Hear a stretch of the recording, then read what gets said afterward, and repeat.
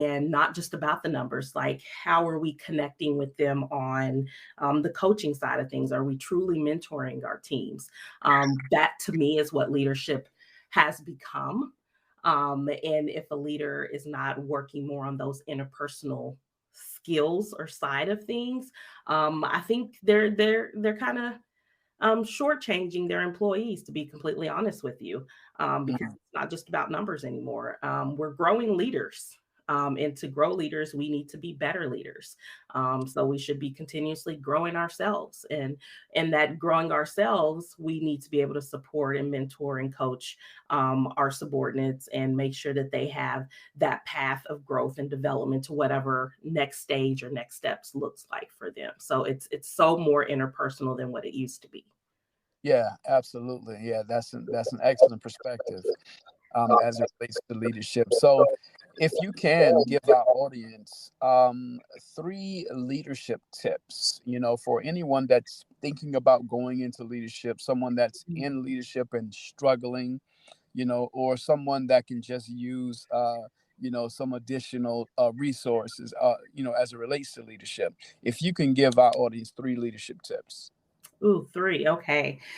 Oh, of many, the top three that come to mind is self awareness of yourself, know where you are and who you are as an individual and where you're wanting to go. That is so important. We have to start with self first in order to be able to reach out and help others.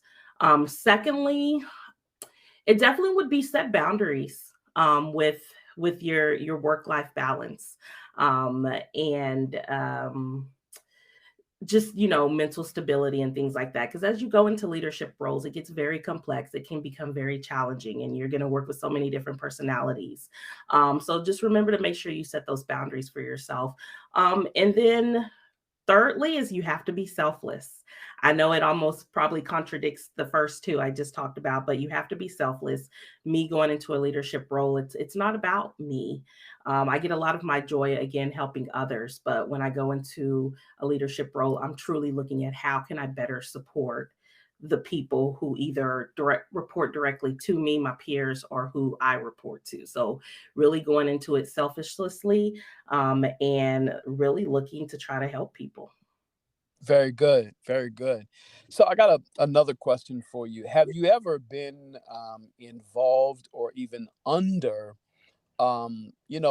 bad or not present, or not having an executive presence type leadership? And if so, what, how challenging was that? And how did you overcome that challenge?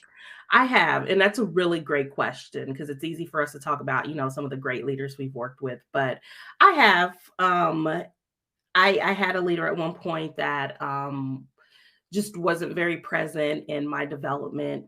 Um, but it just was in a different scope of the business as well. So wasn't true, didn't truly understand the L&D side. And for me, that's why one of the leadership tips I gave is or defining leadership as well is self. Start with self. So although you may not always have the support, you need to be able to support yourself and self develop yourself at times as well. And then feedback. A person does not know that they may not be providing you the support that you need unless you provide that feedback to them. And I think we owe that to people we report to. If we feel like we're not getting that support, at least put it out there. And then maybe together you guys can devise a plan on how you can be better support for each other. So for me personally, I love feedback. I don't have a problem providing that feedback. If I feel I'm not getting that support from the person I report to, and vice versa, I want to receive that feedback at the same time. Yeah, very good, very good, very good. I got, I think, one more question for you, and Okay. then we'll go. So, how important is, what will be the real impact? And how do you measure the impact of coaching? In a coaching uh, environment versus, the employee does something wrong and gets written up, or Mm. even suspended or fired. Like, how what would be the impact, the valuable impact of coaching in an organization? Definitely. And that's a good question because I believe we have to be able to, if someone is not performing to the standards or the expectations, I think an obligation as a leader, we have to be able to tell them first off why they're not performing based on, if there is a certain, standard, let them know what that standard is and where they're at. And not just leave it at that, but then go a step further and say, okay, asking a simple question of what do you need from me to help you get to that expectation or reach that expectation, and even showing them. So, I mean, things I've done in the past with some of the people that reported to me is I've gone and probably retrained them, or we've had a workshop as I do right now. But I think it's just really taking the time, sitting down with this person and really finding out what's the root of the problem instead of just assuming that this person is not wanting to perform well. I honestly don't believe people go into things not wanting to perform well. I think obstacles get in our way sometimes. And I think as a leader, we have to be able to identify those obstacles, whether it's their ability, their skill, or their will, and then find a better action plan to help that person reach those expectations that we set for Very good. them. Very good. Very good. So, if you had to define holistic Mm, leadership, what would that look like? holistic leadership. I see that as a leadership that is not forced.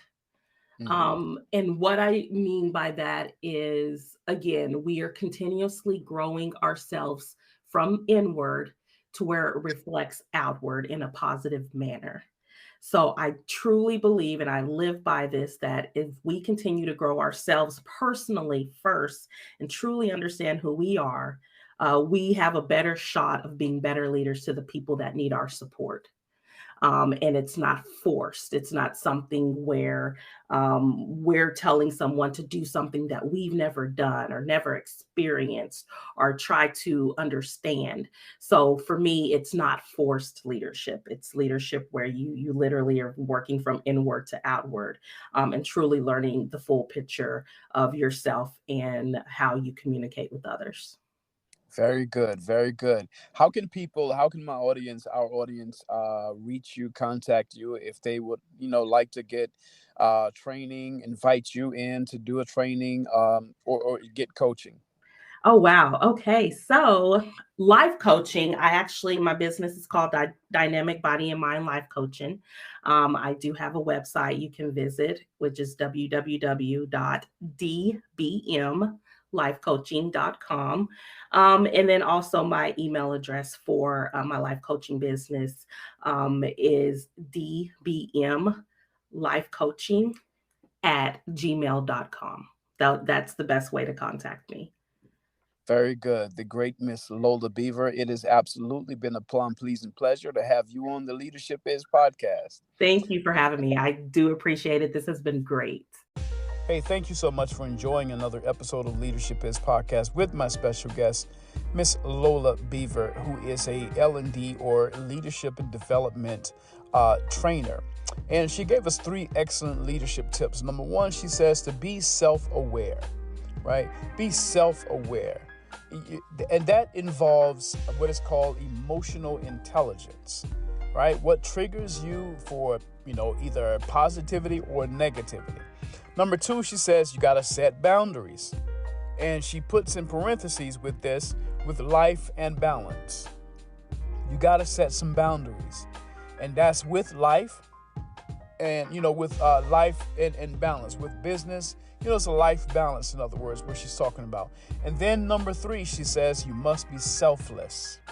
Selfless, being willing to help others, being willing to go, above and beyond to help those who you lead.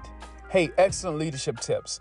If you would like to hear more of what JM Leadership Development can help your organization to do, as our primary goal is to help you to fill or build your leadership bench, please do not hesitate to reach out. 828-333-7234, or you can send us an email at thejasonAmuhammad@gmail.com. And always remember, leadership is influence and service.